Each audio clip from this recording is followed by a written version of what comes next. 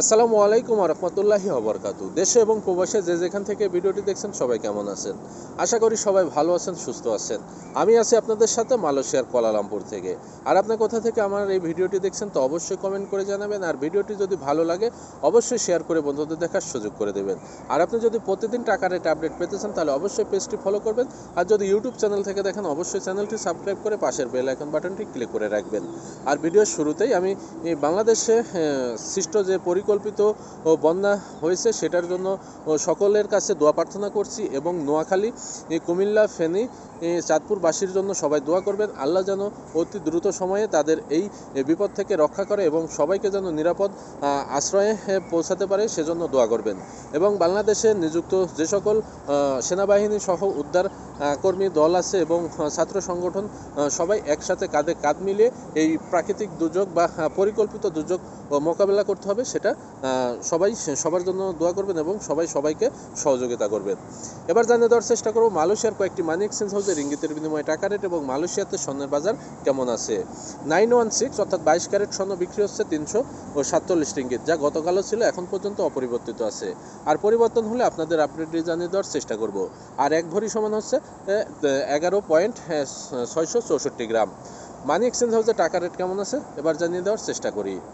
মার্চেন্টেড money transfer তারা আজকে এক রিঙ্গিতের বিনিময়ে যে কোনো ব্যাঙ্ক অ্যাকাউন্টে দিচ্ছে 27 টাকা 40 পয়সা, যে কোনো ব্যাংকের পিন নাম্বারে দিচ্ছে 27 টাকা 10 পয়সা, বিকাশ ওয়ালেটে এক রিঙ্গিতের বিনিময়ে দিচ্ছে 27 টাকা 12 পয়সা, সাথে 2.5% প্রণোদনা যোগ হবে। ইনস্টাপে ইউ ওয়ালেট তারা আজকে এক রিঙ্গিতের বিনিময়ে যে কোনো ব্যাঙ্ক অ্যাকাউন্টে দিচ্ছে 27 টাকা 20 পয়সা, যে কোনো ব্যাংকের পিন নাম্বারে দিচ্ছে 27 টাকা 10 পয়সা, বিকাশ রকেট নগদ উপায় ইউ ওয়ালেটে এক রিঙ্গিতের বিনিময়ে দিচ্ছে 27 টাকা 12 পয়সা, সাথে 2.5% প্রণোদনা যোগ হবে। লোটাস রিমিট এক্সচেঞ্জ মানি হাউস তারা আজকে এক রিঙ্গিতের বিনিময়ে যে কোনো ব্যাঙ্ক অ্যাকাউন্টে দিচ্ছে 27 টাকা 38 পয়সা, যে কোনো ব্যাংকের পিন নাম্বারে দিচ্ছে 27 টাকা 15 পয়সা, অগ্রণী ব্যাংকের পিন নাম্বারে দিচ্ছে 27 টাকা 11 পয়সা, সাথে 2.5% প্রণোদনা যোগ হবে। ওয়েস্টার্ন ইউনিয়ন তারা আজকে এক রিঙ্গিতের বিনিময়ে যে কোনো ব্যাঙ্ক অ্যাকাউন্টে দিচ্ছে 27 টাকা 41 পয়সা, যে কোনো ব্যাংকের পিন নাম্বারে দিচ্ছে 27 টাকা 36 পয়সা। ইসলামী ব্যাংক এবং ডাচ বাংলা ব্যাংকের পিন নাম্বারে দিচ্ছে 27 টাকা 38 পয়সা, ব্যাংক এশিয়ার পিন নাম্বারে দিচ্ছে 27 টাকা 36 পয়সা, সাথে 2.5% প্রণোদনা যোগ হবে। সিবিএল মানি ট্রান্সফার তারা আজকে এক রিঙ্গিতের বিনিময়ে যে কোনো ব্যাঙ্ক অ্যাকাউন্টে দিচ্ছে 27 টাকা 38 পয়সা, যে কোনো ব্যাংকের পিন নাম্বারে দিচ্ছে 27 টাকা 10 পয়সা, বিকাশ এবং নগদ ওয়ালেটে এক রিঙ্গিতের বিনিময়ে দিচ্ছে 27 টাকা 20 পয়সা, সাথে 2.5% প্রণোদনা যোগ হবে। অগ্রণী রেমিটেন্স হাউস থেকে যদি আপনারা আজকে বাংলাদেশের যে কোনো ব্যাঙ্ক অ্যাকাউন্টে টাকা পাঠান তাহলে এক রিঙ্গিতের বিনিময়ে পাবেন 27 টাকা 40 পয়সা, অগ্রণী ব্যাংকের পিন নাম্বারে পাবেন 27 টাকা 30 পয়সা এবং অন্যান্য ব্যাংকের পিন নাম্বারে পাবেন 26 টাকা 70 পয়সা, সাথে 2.5% প্রণোদনা যোগ হবে। Max money exchange remittance house থেকে যদি আপনি আজকে বাংলাদেশের যে কোনো ব্যাঙ্ক অ্যাকাউন্টে টাকা পাঠান তাহলে এক রিঙ্গিতের বিনিময়ে পাবেন 27 টাকা 38 পয়সা এবং যে কোনো ব্যাংকের পিন নাম্বারে পাবেন 27 টাকা 10 পয়সা, সাথে 2.5% প্রণোদনা যোগ হবে। রিয়া মানি ট্রান্সফার থেকে যদি আপনারা আজকে বাংলাদেশের যে কোনো ব্যাঙ্ক অ্যাকাউন্টে টাকা পাঠান তাহলে এক রিঙ্গিতের বিনিময়ে পাবেন 27 টাকা 40 পয়সা, যে কোনো ব্যাংকের পিন নাম্বারে পাবেন 27 টাকা 10 পয়সা, বিকাশ ওয়ালেটে এক রিঙ্গিতের বিনিময়ে পাবেন 27 টাকা 15 পয়সা, সাথে 2.5% প্রণোদনা যোগ হবে। এনবিএল মানি ট্রান্সফার তারা আজকে এক রিঙ্গিতের বিনিময়ে যে কোনো ব্যাঙ্ক অ্যাকাউন্টে দিচ্ছে 27 টাকা 40 পয়সা, যে কোনো ব্যাংকের পিন নাম্বারে দিচ্ছে 27 টাকা 15 পয়সা, বিকাশ ওয়ালেটে এক রিঙ্গিতের বিনিময়ে দিচ্ছে 27 টাকা 20 পয়সা, সাথে 2.5% প্রণোদনা যোগ হবে। আমি যে কয়েকটি মানি এক্সচেঞ্জ হাউসের কথা বললাম এগুলো বাদেও কিন্তু মালয়েশিয়াতে আরও বিভিন্ন মানি এক্সচেঞ্জ হাউস আছে এবং এলাকা ভিত্তিতে এবং মানি এক্সচেঞ্জ হাউসের ভিত্তিতে 5 পয়সা 10 পয়সা রেট কম বেশি হয়ে থাকে এবং এই রেট যে কোনো সময় পরিবর্তন হতে পারে সেটা আবারও আপনাদের জানিয়ে রাখি। আর মালয়েশিয়াতে অবস্থানরত প্রবাসী ভাই বোনরা অনেকেই জিজ্ঞাসা করে থাকেন, ভাই ই পাসপোর্ট রিনিউ কীভাবে করব।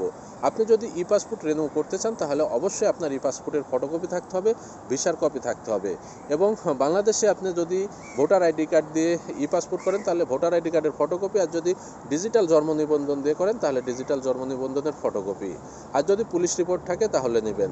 আপনি যে কোম্পানিতে অবস্থান করছেন বর্তমান সেই কোম্পানির ঠিকানা এবং আপনার পার্সোনাল মোবাইল নাম্বার এবং আপনার জিমেল ইমেল আইডি এগুলো এবং অ্যাপয়েন্টমেন্ট লাগবে। আর অ্যাপয়েন্টমেন্ট নেওয়ার জন্য যদি দরকার হয় তাহলে আমাদের সাথে যোগাযোগ করতে পারেন। আর যদি আপনি সকাল 9টা থেকে 11টার মধ্যে বাংলাদেশ হাই কমিশন নিযুক্ত ইএসকেএল বা এক্সপার্ট সার্ভিস এসডিএনে উপস্থিত হতে পারেন, তাহলে আপনাকে অ্যাপয়েন্টমেন্ট নেওয়া লাগবে না। তারাই অ্যাপয়েন্টমেন্ট নিয়ে আপনাকে সকল কার্যক্রম করে দেবে এবং নির্ধারিত যে চার্জ আছে সে চার্জ তারা আপনার কাছ থেকে নিয়ে নেবে।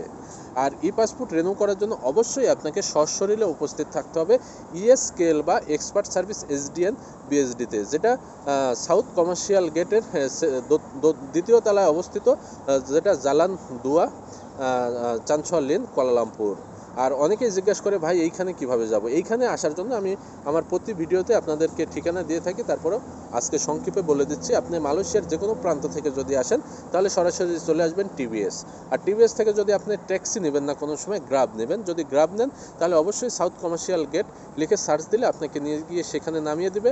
এবং আপনি যদি ট্রেনে যাইতে চান তাহলে টিভিএস থেকে ট্রেনে উঠে চানছল লেন নামবেন এবং চানছল লেন থেকে আপনি এমআরটি যে 719 নাম্বার বাসগুলো আছে সেই বাসগুলোতে চলে উঠবেন। ওঠার পরে প্রথম যে স্টপেজ দেবে সাউথ কমার্শিয়াল গেট কমপ্লেক্স, সেখানে নেমে আপনি সেকেন্ড ফ্লোরে গেলে পেয়ে যাবেন ইএসকেএল সার্ভিস। আশা করি বিষয়টা বুঝতে পারছেন। আর এমআরপি পাসপোর্ট যদি আপনি রিনিউ করতে চান তাহলে আমাদের সাথে যোগাযোগ করতে পারেন। খুব কম সময়ের মধ্যে এবং অল্প খরচের মধ্যে আমরা সকল ফাইল জমা দিয়ে থাকি। তো সবাই সুস্থ থাকবেন, ভালো থাকবেন এবং আজকে পর্যন্তই। আসসালামু আলাইকুম। ভিডিও শেষে আবারও বলতে চাই, দেশে এর যে সার্বিক পরিস্থিতি, বন্যা তৈরি হয়েছে, সেই বন্যা কবলিত এলাকা মানুষের জন্য সবাই দোয়া করবেন, সবাই যেন নিরাপদে এবং সুস্থ থাকে। সেই জন্য আল্লাহর কাছে আবারও সবাই দোয়া করবেন। সবাই সুস্থ থাকবেন, ভালো থাকবেন। আজকে এই পর্যন্তই। আসসালামু আলাইকুম ওয়া রাহমাতুল্লাহি ওয়া বারাকাতুহু।